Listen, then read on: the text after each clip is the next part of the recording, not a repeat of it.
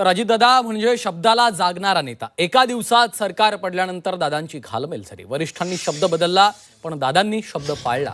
देवेंद्र फडणवीसांनी 2019चा किस्सा सांगितला। दादांना किंमत मोजावी लागली पण ते ठाम होते असंही फडणवीसांनी सांगितलं आहे। खरं म्हणजे अजितदादांबद्दल सगळे नेहमीच सांगतात की शब्दाला जागणारा अशा प्रकारचा नेता होता।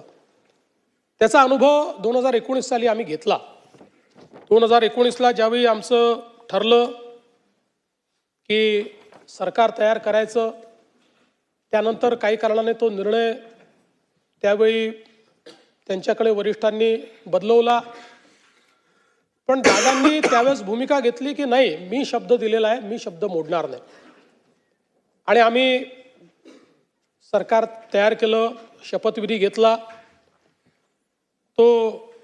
त्याला अनेक लोकांनी पहाटेचा शपथविधी म्हटलं। त्याला पहाटेचा म्हटलं की दादा त्याच्यावर नाराज व्हायचे। दादा म्हणायचे पहाट म्हणजे 6 असतं, ही काही पहाट नाही आहे, आम्ही 9 वाजता शपथ घेतली होती, तो सकाळचा शपथविधी आहे असं नेहमी ते पत्रकारांना सांगायचे।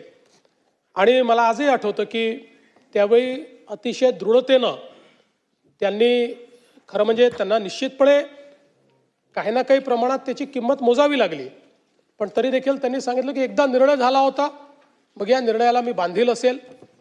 आणि ज्यावेळी सर्वोच्च न्यायालयाचा निर्णय आमच्या विरोधात गेला, मला आजही आठवतं की वर्षा बंगल्यामध्ये दादा आणि मी दोघंच जण होतो। त्यावेळी तो निर्णय विरोधात गेल्यानंतर त्या ठिकाणी सरकार स्थापन करणं काही शक्य नव्हतं। दादांनी विचारलं काय केलं पाहिजे। मी म्हटलं दादा आता याच्यामध्ये उगीच तुम्ही स्वतःचा बळी द्यावा अशी आमची पण अपेक्षा नाही, ठीक आहे आता जे काही असेल तुम्ही तुमचा निर्णय घ्या। आणि त्यानंतर माझ्याशी चर्चा करून, म्हणजे अनेक वेळा अनेकांनी अनेक गोष्टी त्या ठिकाणी सांगितल्या, पण वर्षा बंगल्यावरनं माझ्याशी चर्चा करून दादांनी मग तो निर्णय बदलवला।